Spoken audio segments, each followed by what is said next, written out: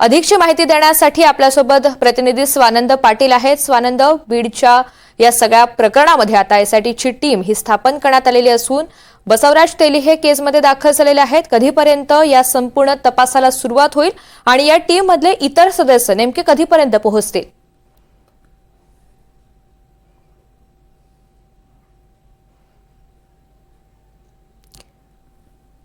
स्वानंद, माझा आवाज आपल्यापर्यंत पोहोचतोय?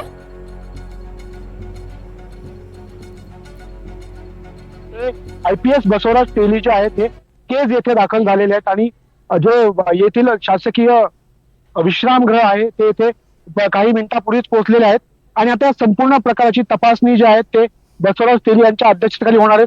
साधारण एकूण 10 जणांची ही टीम असणार आहे। बसवराज तेली आणि इतर 9 अधिकारी आणि कर्मचारी या संपूर्ण प्रकरणाचा तपास करणार आहेत।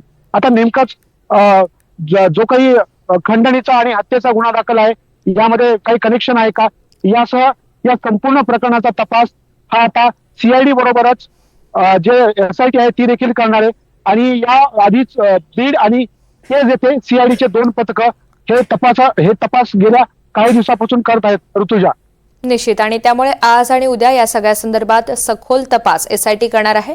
स्वानंद, धन्यवाद सविस्तर माहितीसाठी।